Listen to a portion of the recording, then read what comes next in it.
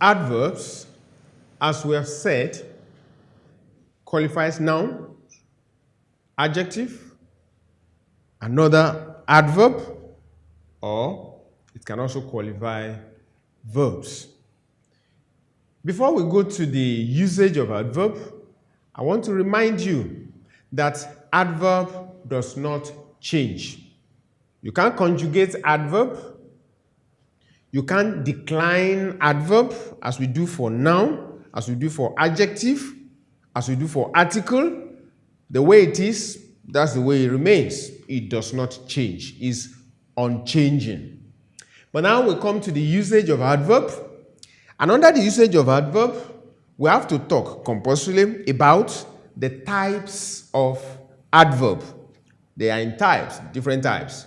So the first one is adverb of time. That's what we call temporal. Adverb of time, temporal.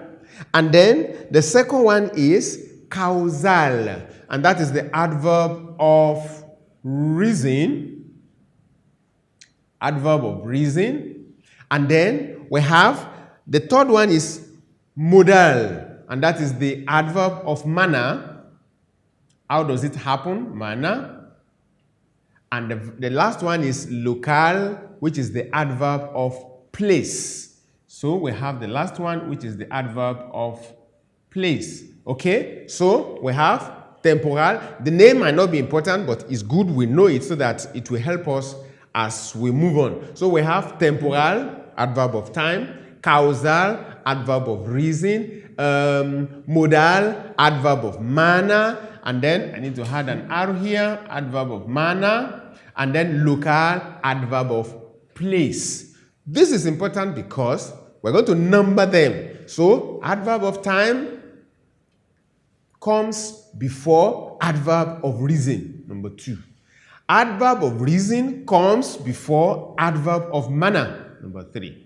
Adverb of manner comes before adverb of place. So you see their positioning in any sentence. So number 1 comes before number 2, number 2 comes before number 3, number 3 comes before number 4, and number 4 is the one that comes last. That is when all the 4 types of adverb, when they are all appearing in a sentence. This is the arrangement in such a sentence. And because of that, there is a particular rule that has been developed. And that rule takes the first part, let me use a red marker, takes the first part, te, second part, ka, third part, mo, and then the last part, the first part of this one, lo, and builds it up to a word that you can easily remember. And let's put them together. We have te, ka, mo, lo. Tekamolo, regel. That is the rule of tekamolo. That means if you are talking about adverb in German, you remember tekamolo, you remember that te, temporal, number 1, ka, causal, second position, after the first one, mo, third, adverb of manner, comes third, and then local, lo, comes fourth. So we're going to give us some examples to prove that. And here we have nouns being in the first position because normally, just like in English, a sentence is made up of subject, verb, object, traditionally. And then here we see the same format. We have the subject in the first position, we have the verb in the second position, and then we now have additions. Well, there are a little bit of explanation later, but for this adverb, here we have the noun, and the noun we have here, we have tayo. This is the name of a person, tayo, which is the noun. And after that, plus verb, we have the verb here, verb. And then we have number 4, which is an adverb. And that is the adverb of place, zur Arbeit. So this is the adverb. But remember here, it's the only one appearing in this sentence. So you have no problem, you just put it there. Let's go to example number 2. Here we have the noun. Noun, I will represent with an N. And then we have the verb, I represent with a V. And then we have heute, an adverb. And we have another one, zur Arbeit, another adverb. So we have 2 adverbs here. This is the first one. This is the second one. The question is, how do I know which one comes first and which one comes second in this sentence? Very easy. The question you ask is, what type of adverb is this? Heute, that is an adverb of time, temporal. It's in the first position.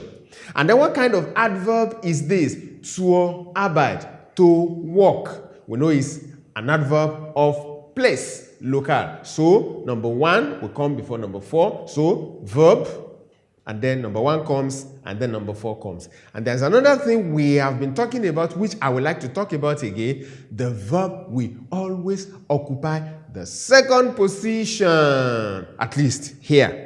So you see it here, second position. You see it here, second position. And then coming back to adverb now. So we see 2 adverbs are appearing here. And because the 2 of them are appearing here, we call this one adverb 1. And we call this one adverb what?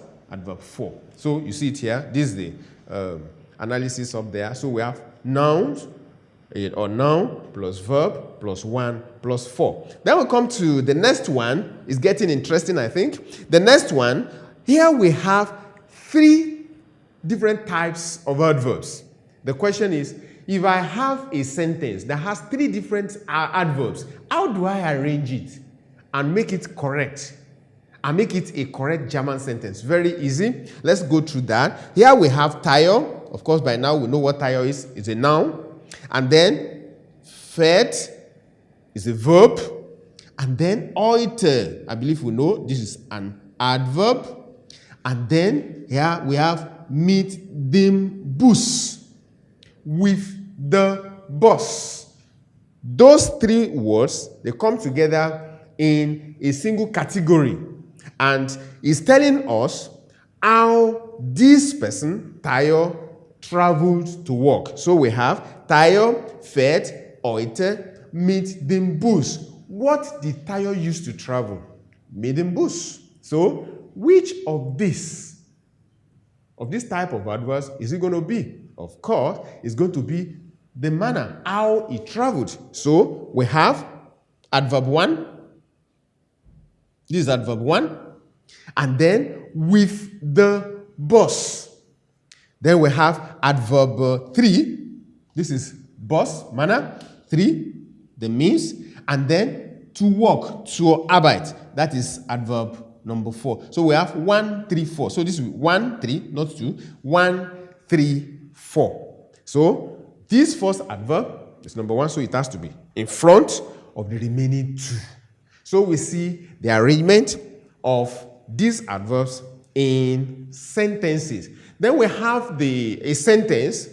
We're going to follow the same format. A sentence that has the 4 adverbs. Just a sentence, and it has the 4 adverbs inside it. And I'm going to give you that example now, where we have 4 adverbs, and in that 4 adverb in a sentence, what is going to be the arrangement? Let's just write it somewhere here now.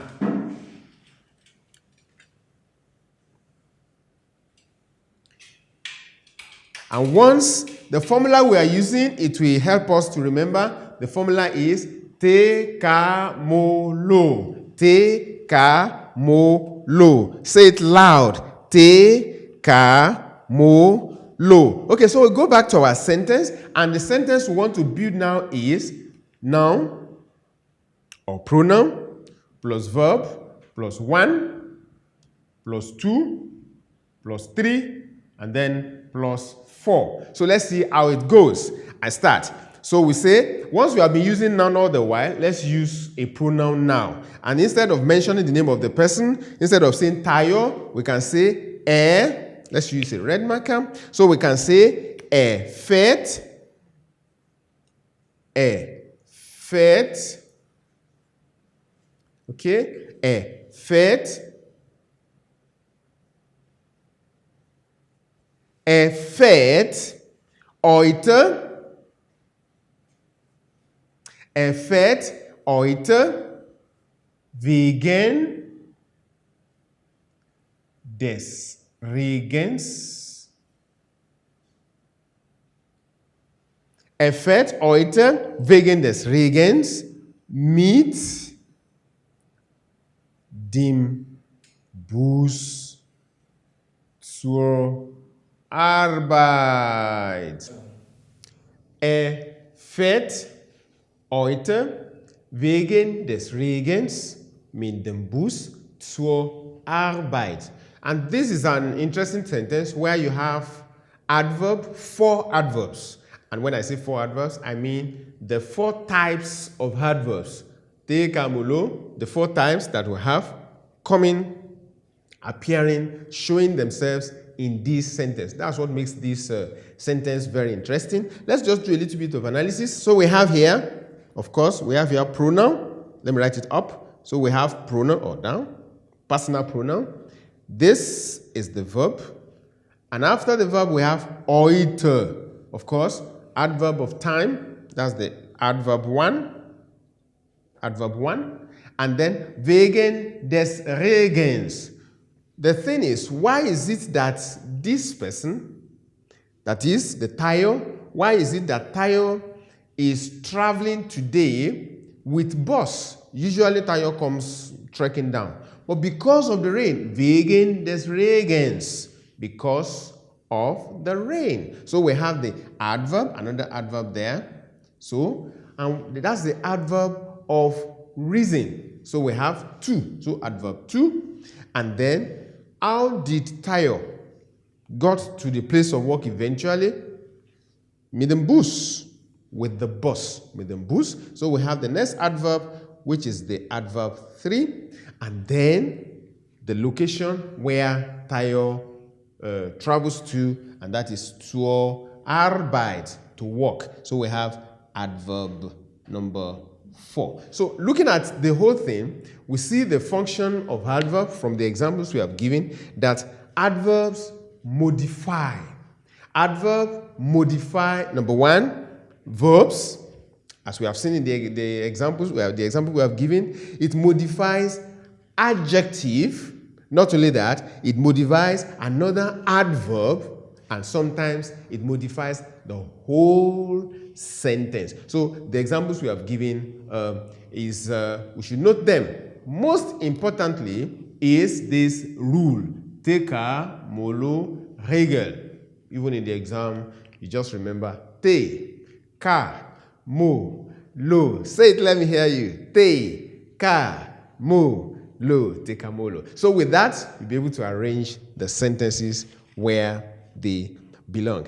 Okay, I will still give 1 or 2 examples, and then machen wir eine Übung. Okay, machen wir gleich.